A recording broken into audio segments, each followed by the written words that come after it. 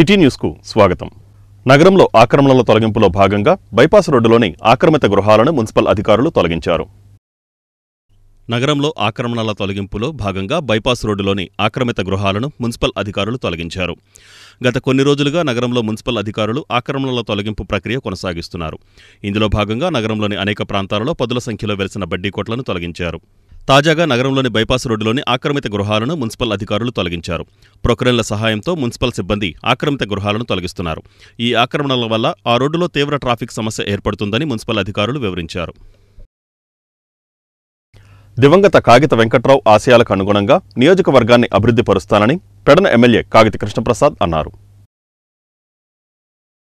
తన తండ్రి కాగిత వెంకట్రావు ఆశయాలకు ఆదర్శాలకు అనుగుణంగా నడుచుకుంటూ నియోజకవర్గాన్ని అభివృద్ధి పరుస్తానని పెడన ఎమ్మెల్యే కృష్ణప్రసాద్ అన్నారు. మాజీ ఎమ్మెల్యే స్వర్గీయ కాగిత వెంకట్రావు జయంతి టీడీపీ ఆధ్వర్యంలో పట్టణంలోని టీడీపీ నియోజకవర్గ కార్యాలయంలో నిర్వహించారు. ఈ సందర్భంగా నాయకులు కార్యకర్తలతో కలిసి ఎమ్మెల్యే కాగిత కృష్ణప్రసాద్ తన తండ్రి వెంకట్రావు చిత్రపటానికి పూలమాలలు వేసి నివాళులర్పించారు. ఈ సందర్భంగా నాయకులు మాట్లాడుతూ ప్రతి ఒక్కరిని ఆప్యాయంగా పిలిచే వెంకట్రావును నియోజకవర్గ ప్రజలు మర్చిపోలేకపోతున్నారన్నారు. ప్రభుత్వ మాజీ చీఫ్ విప్, టీడీపీ బోర్డు చైర్మన్గా ఎన్నో పదవులు అలంకరించిన ఆయన ప్రతి పదవికి వన్నె తెచ్చారన్నారు. ఆయన తనయుడు ఎమ్మెల్యే కాగిత కృష్ణప్రసాద్ కూడా తండ్రి బాటలోనే నడుస్తూ నియోజకవర్గ ప్రజల మన్ననలు పొందుతున్నారన్నారు. ఈ కార్యక్రమంలో జెడ్పీటీసీ అర్జా వెంకట నాగేష్, సెలపాటి ప్రసాద్, బొల్లా నాగేశ్వరరావు, పామర్తి వెంకటేశ్వరరావు, వేము కోటేశ్వరరావు, సొంటి రాము, కమ్మగంటి బాబు, ఖరీద్, పరసా కామేశ్వరరావు తదితరులు పాల్గొన్నారు.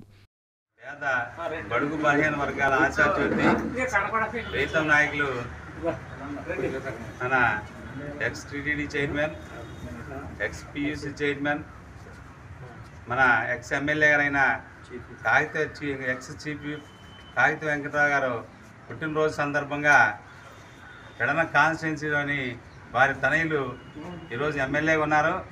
వారు అసెంబ్లీ కార్యక్రమాలు ముగించుకుని ఈరోజు ఇక్కడికి దండేయడానికి వచ్చారు.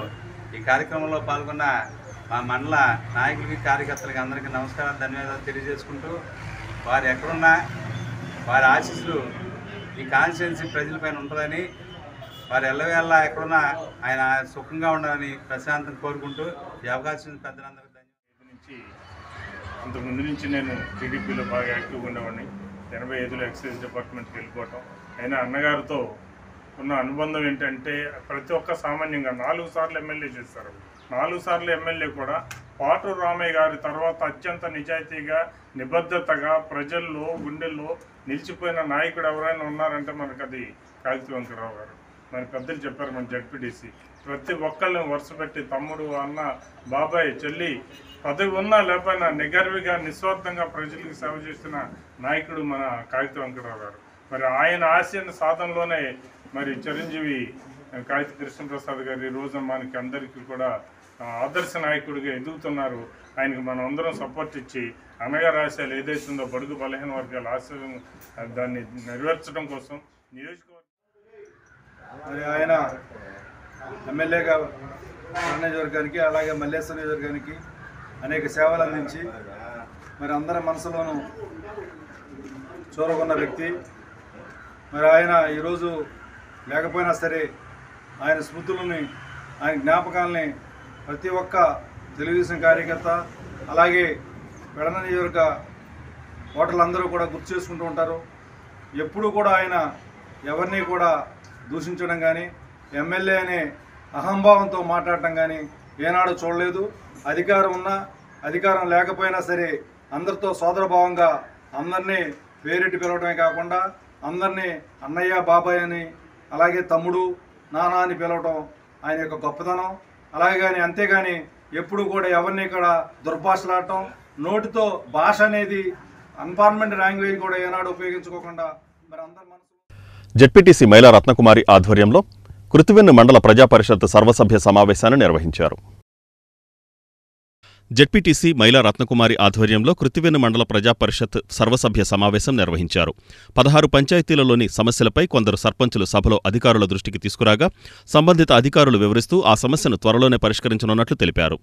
ముఖ్యంగా మండలంలో తాగునీటి ఎద్దడి ఎక్కువగా ఉందని ఎంపీటీసీలు, ఆర్డబ్ల్యూఎస్ అధికారులపై అసంతృప్తి వ్యక్తం చేశారు. ఈ సందర్భంగా ఎంపీపీ కోనసాని గరుడ ప్రసాద్ మాట్లాడుతూ వేసవికాలం మండలంలోని ప్రతి గ్రామంలో తాగునీటి కొరత లేకుండా తగు చర్యలు తీసుకోవాల్సిందిగా ఆర్డబ్ల్యూఎస్ అధికారులను ఆదేశించారు. అనంతరం జెడ్పీటీసీ మైలా రత్నకుమారి మాట్లాడుతూ మండలంలో ఆక్వా రైతులు కరెంటు కోతలతో ఇబ్బంది పడుతున్నారని, సాధ్యమైనంతవరకు కరెంటు కోత నివారించాలని విద్యుత్ శాఖ అధికారికి సూచించారు.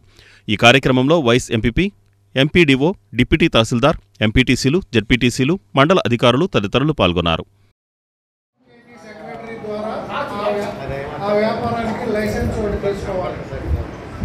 నెక్స్ట్ రెండోది department of small scale industries వారి దగ్గర నుండి పర్మిషన్, స్మాల్ స్కేల్ ఇండస్ట్రీ మేము రన్ చేస్తున్నాము, దీనికి పర్మిషన్ ఇవ్వండి, వాళ్ళ పర్మిషన్ తీసుకోవాలి. నెక్స్ట్ ఆర్డబ్ల్యూఎస్ వారి దగ్గర నుండి వాటర్ క్వాలిటీ టెస్ట్ రిపోర్ట్ తీసుకోవాలి. నెక్స్ట్ యూజ్ చేసిన వాటర్కి మాత్రమే మేము క్వాలిటీ సర్టిఫికేట్ ఇస్తాం. నెక్స్ట్ గ్రౌండ్ వాటర్ రిపోర్ట్ మటుకి జియాలజిస్ట్ దగ్గర రిపోర్ట్ తీసుకోవాలి. నెక్స్ట్ విజయవాడలో ఒక డిస్ట్రిక్ట్ లెవెల్లో వాటర్ టెస్టింగ్ యూనిట్ ఒకటి ఉంది. వాళ్ళు అక్రిడిటెడ్ వాటర్ ల్యాబ్ అన్నమాట. వాళ్ళు ఏం చేస్తారంటే సోర్స్ అనేది ఆర్ఓ ప్లాంట్ ఉన్న సోర్స్ ఏంటి బోర్వెల్, వాళ్ళు బోర్వెల్స్ ద్వారా మాత్రమే ఆర్ఓ ప్లాంట్లు పనిచేస్తాయి. ఆ బోర్వెల్కి సంబంధించిన వాటర్ ఫస్ట్ వాళ్ళు చూపించుకుని దాంట్లో టీడీఎస్, ఫ్లోరైడ్, క్లోరిన్, ఐరన్, ఈ మినరల్స్ యొక్క లెవెల్స్ ముందు పరీక్ష చేయించుకోవాలి. పరీక్ష చేస్తే వాటికి సూట్ అయితేనే వాటికి పర్మిషన్ ఇస్తాడు ఆర్ఓ ప్లాంట్ పెట్టుకోమని. అజ్మీర్ బాబా సేవా సమాజం ఆధ్వర్యంలో హజరత్ అలీ అల్లా అమరతిథి ఘనంగా నిర్వహించారు. అజ్మీర్ బాబా సేవా సమాజం ఆధ్వర్యంలో హజరత్ అలీ అల్లా అమరతిథి ఘనంగా నిర్వహించారు. రంజాన్ పవిత్ర మాసం సందర్భంగా హజరత్ అలీ పేరిట జెండాను ప్రత్యేకంగా అలంకరించి లోక కళ్యాణార్థం ప్రార్థనలు జరిపారు. అలాగే భక్తి శ్రద్ధలతో ఖురాన్ పఠించారు. కార్యక్రమాన్ని పర్యవేక్షించిన సయ్యద్ పీర్ ఈ సందర్భంగా మాట్లాడుతూ హజరత్ అలీ సందేశాలు సమస్త మానవాళికి అనుసరణీయమన్నారు. ఈ కార్యక్రమంలో సయ్యద్ బాజీ, సుబ్బారావు, అమన్, నాగేశ్వరరావు, షేరాలి, శ్రీనివాస్ తదితరులు పాల్గొన్నారు. అందరికీ పవిత్ర రంజాన్ శుభాకాంక్షలు.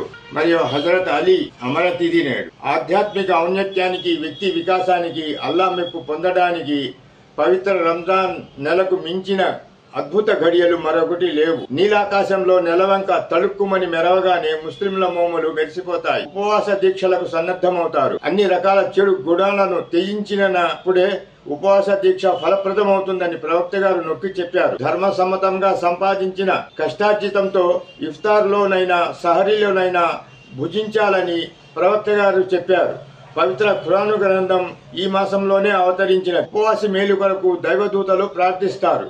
స్వర్గ ద్వారాలు తెరుచుకుంటాయి. హజరత్ అలీ రజియల్లాహు తాలా పవిత్ర రంజాన్ మాసంలో కూఫా మసీదులో నమాజ్, సజ్దా, ప్రార్థనలో నిమగ్నమై ఉండగా ఆయన ఆంతరంగికుడైన ఇబ్నె ముల్జిమ్ అనువాని విషపూరిత ఖడ్గమునకు బలి అయి అమరులైనారు. ఇస్లాం మతంలోకి మారిన మొట్టమొదటి వారు హజరత్ అలీ. హజరత్ మొహమ్మద్ ప్రవక్తకు నిజమైన వారసుడు మరియు అల్లుడు, విశ్వాసుల నాయకుడు. జ్ఞానమనే ద్వారమునకు హజరత్ అలీ యజమాని అని ప్రవక్త గారు సెలవిచ్చారు. కాబా గృహమునందే జన్మించి కాబా గృహమునందే వీర స్వర్గము పొందారు. బాల్యం నుండి ప్రవక్తకు అండగా నిలుస్తూ చివరి శ్వాస వరకు ప్రవక్త ఆజ్ఞలను ఎస్సీ వర్గీకరణను ఉపసంహరించుకోవాలని జైభీమ్ సేన డిమాండ్ చేసింది.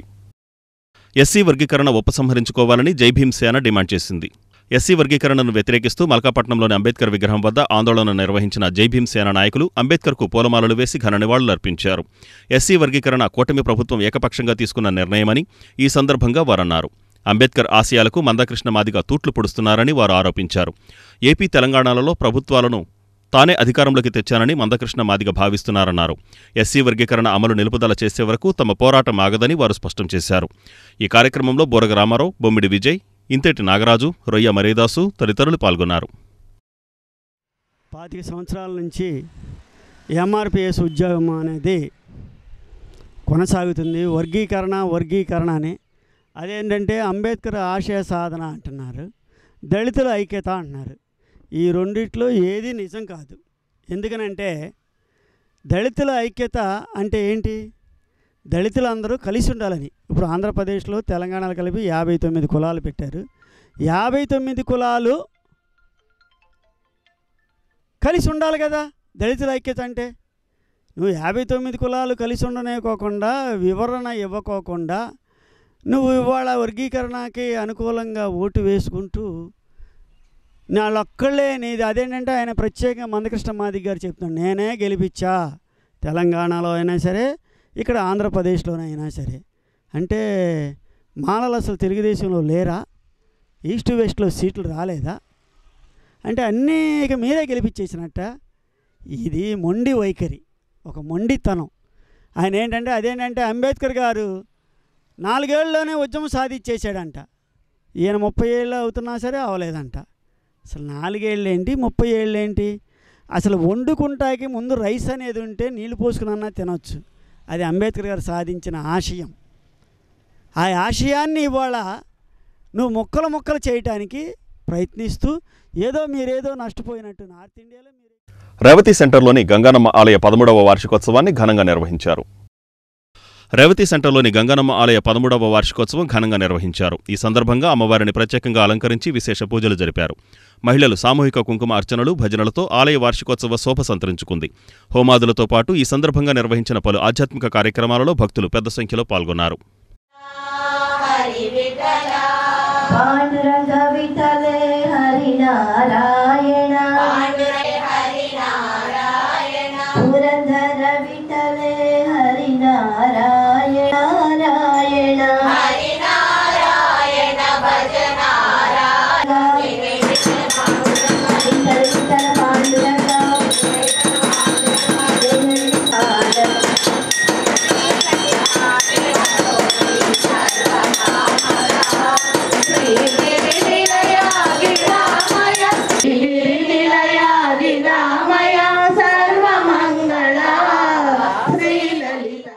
ఈ రోజున గంగానమ్మ తల్లి 13వ వార్షికోత్సవం సందర్భంగా ఉదయం 10 గంటలకు సుహాసినులచే కుంకుమ పూజ కార్యక్రమం జరిగినది. సాయంత్రం ఈరోజు సుహాసినులందరితోటి శ్రీ కోదండరామ భజనా మండలి వారిచే భక్తి గీతాల ఆలాపన చేయడం జరిగింది. ఈ కార్యక్రమంలో పాల్గొనడం మా అందరికీ చాలా చాలా సంతోషంగా ఉంది. జై గంగానమ్మ తల్లి. మన గంగానమ్మ తల్లి వార్షికోత్సవాలు చాలా చక్కగా జరుగుతున్నాయండి. ఈ పూల అలంకారం కూడా మా సేవా టీం చక్కగా నిన్న చేశారు. మాకు ఇలాంటి అవకాశాలు ఇస్తున్నందుకు చాలా చాలా ధన్యవాదాలు. ఈరోజు భక్తి గీతాలు ఆలపించామండి. జై గంగానమ్మ తల్లి. పెన్షన్ రివిజన్ వెంటనే చేయాలని BSNL pensioners welfare association demand చేసింది. పెన్షన్ రివిజన్ వెంటనే చేయాలని BSNL pensioners welfare association demand చేసింది. అసోసియేషన్ సర్వసభ్య సమావేశం బొట్టాయిపేటలోని బీఎస్ఎన్ఎల్ కార్యాలయం వద్ద జరిగింది. ఈ సందర్భంగా వక్తలు మాట్లాడుతూ 2017 నుంచి పెన్షన్లు సవరించకుండా బీఎస్ఎన్ఎల్ యాజమాన్యం జాప్యం చేస్తోందని ఆరోపించారు. పెరుగుతున్న ధరలతో పెన్షనర్ల జీవనం కష్టంగా మారిందని, వెంటనే కేంద్ర ప్రభుత్వం జోక్యం చేసుకుని పెన్షన్లు సవరణ చేపట్టాలన్నారు. బీఎస్ఎన్ఎల్లో పే రివిజన్ లాభాలతో పెన్షన్ సవరణ అంశం ముడిపెట్టడం సమంజసం కాదని వారన్నారు. న్యాయ పోరాటం ద్వారా పెన్షన్ సవరణ సాధిస్తామని వారు స్పష్టం చేశారు. ఈ కార్యక్రమంలో అసోసియేషన్ అధ్యక్షుడు Y Nageswararao, association all India general secretary Varaprasad, జిల్లా కార్యదర్శి సి భాస్కర్రావు, సహాయ కార్యదర్శి రాఘవన్ తదితరులు పాల్గొన్నారు. పెన్షనర్స్ వెల్ఫేర్ అసోసియేషన్ సర్వసభ్య సమావేశానికి విచ్చేసిన ప్రతి సోదరుడికి, సోదరిమణికి, ఫ్యామిలీ పెన్షనర్స్కి, ఇక్కడ గెస్ట్గా విచ్చేసిన జనరల్ సెక్రటరీ గారు వరప్రసాద్ గారికి, అట్లాగే డిస్ట్రిక్ట్ బ్రాంచ్ సెక్రటరీ గారు భాస్కరరావు గారికి, రాఘవన్ గారికి, సల్లపల్లి గుడివాడ బ్రాంచ్ సెక్రటరీలకి అందరికీ ఈ మచిలీపట్నం తరఫున ధన్యవాదాలు చెబుతున్నాం. నెలలో జరిగిన న్యూ ఇయర్ ఫంక్షన్లో మనందరం ఒకసారి మీటింగ్ అయ్యాం. ఫార్మర్స్ డే జరుపుకున్నాం. పేదలకి వస్త్రదానం చేసాం. ఆ తర్వాత న్యూ ఇయర్ సందర్భంగా మీటింగ్ పెట్టుకుని అల్పాహారం భోజనం చేసి వెళ్ళిపోయాం. కానీ జనరల్ బాడీకి ప్రత్యేకత ఉంది. మచిలీపట్నంలో జరిగి చాలా కాలం అయింది. మళ్ళీ ఇప్పుడు జనరల్ బాడీ మీటింగ్ ఏర్పాటు చేస్తాం. మన జనరల్ సెక్రటరీ గారు మన బ్రాంచీకి వస్తాం, చాలా అదృష్టం. దేశంలో ఉన్న విషయాలు, మనకి కావాల్సిన సమస్యల మీద అన్నిటి మీద మాట్లాడతారు వివరంగా.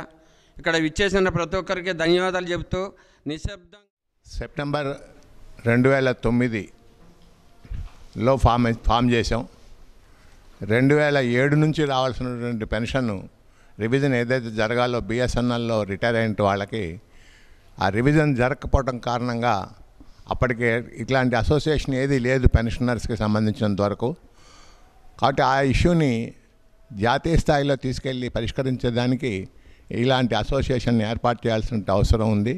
కాబట్టి ఆ అవసరాన్ని దృష్టిలో పెట్టుకొని 2009లో ఈ అసోసియేషన్ ఫామ్ అయింది. గత 16 ఏళ్ళుగా ఈ పెన్షనర్ సమస్యల మీద చాలా సుదీర్ఘమైనటువంటి పోరాటం అవసరమైనప్పుడల్లా చేస్తూ మనం ఎదుగుతూ వచ్చాం. 500 మందితో స్టార్ట్ అయినటువంటి ఈ అసోసియేషన్ ఈరోజు 80,000 మంది సభ్యులతో దేశంలోనే అతిపెద్ద అసోసియేషన్గా మనం పనిచేస్తూ ఉన్నాం. మనకి 2017 నుంచి రావాల్సినటువంటి పెన్షన్ రివిజన్ ఏదైతే ఉందో దాన్ని బిఎస్ఎన్ఎల్ లాభ నష్టాలతో ముడిపెట్టి దీన్ని పరిష్కరించకుండా వదిలేయటం వల్ల మనం గవర్నమెంట్తో పోరాటం చేసాం. కానీ గవర్నమెంట్ డినే చేసింది. పే రివిజన్ జరిగితే తప్ప పెన్షన్ రివిజన్ చేయలేమని చెప్పి ఒక మొండి పట్టుదలతో, ఒక కుంటి సాగుతో ప్రభుత్వం వ్యవహరిస్తూ ఉంటే దాన్ని మనం పరిష్కరించుకునే దానికి ఢిల్లీలో పీబీ క్యాట్లో కేసు కూడా వేసాం. కేసు వేసిన తర్వాత మనం గెలిచాం. క్యాట్లో కూడా గెలిచాం. క్యాట్లో గెలిచిన ఈ వార్తలు ఇంతటితో సమాప్తం. నమస్కారం.